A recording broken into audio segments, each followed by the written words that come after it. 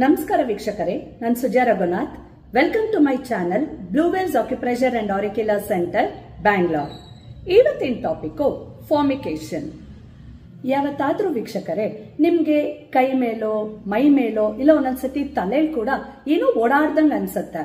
ನೋಡಿದ್ರೆ ಏನೂ ಇರೋದಿಲ್ಲ, ಒಂಥರ ಫೀಲಿಂಗು, ಏನೋ ಒಂದು ಹುಳ ಹೋದಂಗೆ, ಇರುವೆ ಹೋದಂಗೆ, ಏನೋ ಇಲ್ಲಿ ಮೂವ್ ಆಗ್ತಿದೆ ಅಂತ ನೋಡ್ತೀರಾ, ಆದ್ರೆ ಅಲ್ಲೇನೂ ಇರೋದಿಲ್ಲ. ಕೆಲವ್ರಿಗೆ ಸ್ಕಿನ್ ಮೇಲಿರ್ಬೋದು ಇಲ್ಲ ಸ್ಕಿನ್ ಒಳಗ್ ಕೂಡ ಏನೋ ಓಡಾಡ್ದಂಗೆ ಒಂದು ಫೀಲಿಂಗ್ ಇರುತ್ತೆ. ಇದನ್ನ ನಾವು ಫಾರ್ಮಿಕೇಶನ್ ಅಂತ ಕರಿತೀವಿ. ವೀಕ್ಷಕರೇ, ಇವಾಗ ತಿಳ್ಕೊಳ್ಳೋಣ ಯಾರ್ಯಾರಿಗೆ ಇದಾಗತ್ತೆ, ಏನಕ್ಕಾಗತ್ತೆ ಅಂತ. ಜಾಸ್ತಿ ಇದನ್ನ ನಾವು ಈ ಮೆನೋಪಾಸ್ ವುಮೆನ್ ಅಲ್ಲಿ ಮತ್ತೆ ಪೆರಿಮೆನೋಪಾಸ್ ವುಮೆನ್ಸ್ ಅಲ್ಲಿ ನೋಡ್ಬೋದು. ಇದನ್ನ ಯಾಕೆ ಅವ್ರಿಗೆ ಮಾತ್ರ ಯಾಕೆ ಜಾಸ್ತಿ ಈ ತರ ಆಗತ್ತೆ? ಈ ಪ್ರಾಬ್ಲಮ್ ಆಗೋದು ಈ ಹಾರ್ಮೋನಲ್ ಚೇಂಜಸ್ ಇಲ್ಲ ಇಂಬ್ಯಾಲೆನ್ಸ್ ಆದಾಗ. ಈ ಮೆನೋಪಾಸ್ ಟೈಮ್ ಅಲ್ಲಿ ಏನಾಗುತ್ತೆ, ಈಸ್ಟ್ರೋಜನ್ ಅನ್ನೋ ಹಾರ್ಮೋನು ನಿಮ್ಗೆ ಕಮ್ಮಿ ಪ್ರೊಡ್ಯೂಸ್ ಆಗ್ತಾ ಇರುತ್ತೆ.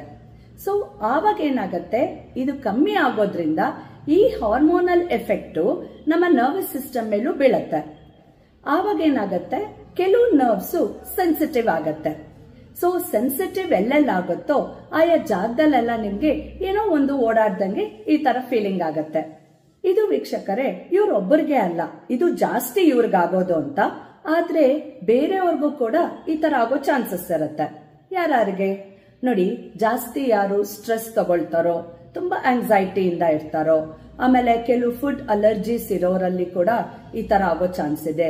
ಇನ್ ಕೆಲವು ಹೆಂಗಸರಿಗೆ ಬಿಫೋರ್ ಪೀರಿಯಡ್ ಯಾವಾಗಾದ್ರೂ ಒಂದ್ಸತಿನೂ ಈ ತರ ಆಗೋ ಚಾನ್ಸಸ್ ಇರುತ್ತೆ.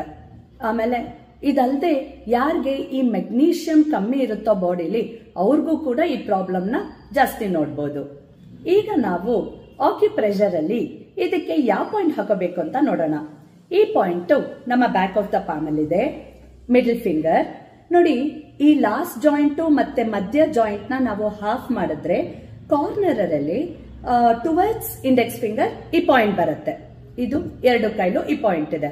ಫಸ್ಟ್ ಈ ಪಾಯಿಂಟ್ ನ ನಾವು ಸ್ಟಿಮ್ಯುಲೇಟ್ ಮಾಡಿ ಪೇಪರ್ ಟೇಪ್ ಮೇಲೆ ಸ್ಟಾರ್ ಮ್ಯಾಗ್ನೆಟ್ ನ ನಾನು ಎತ್ಕೊಂಡಿದ್ದೀನಿ. ಸೊ ಸ್ಟಾರ್ ಮ್ಯಾಗ್ನೆಟ್ ನ ಸಿಲ್ವರ್ ಕಲರ್ ನಾವು ಈ ಪಾಯಿಂಟ್ ಮೇಲೆ ಹೀಗೆ ಹಾಕೋಬೇಕು. ಇದು ವೀಕ್ಷಕರೇ ಸುಮಾರು 8 ರಿಂದ 10 ಗಂಟೆಗಳ ಕಾಲ ಪ್ರತಿದಿನ ಪ್ರಾಬ್ಲಮ್ ಕಮ್ಮಿ ಆಗೋವರೆಗೂ ಈ ಟ್ರೀಟ್ಮೆಂಟ್ ನ ಫಾಲೋ ಮಾಡಬೇಕು. ಮತ್ತೆ ನಿಮ್ಮ ಡಯಟ್ ಅಲ್ಲಿ ಆದಷ್ಟು ಮೆಗ್ನೀಷಿಯಂ ರಿಚ್ ಫುಡ್ಸ್ ಆಡ್ ಮಾಡಿ, ಮತ್ತೆ ಸ್ವಲ್ಪ ಎಕ್ಸರ್ಸೈಸ್, ಯೋಗ ಕೂಡ ಇನ್ಕ್ಲೂಡ್ ಮಾಡಿ. ಇವತ್ತಿನ ವಿಡಿಯೋಲಿ ಇಷ್ಟೇ ವೀಕ್ಷಕರೇ. Thank you.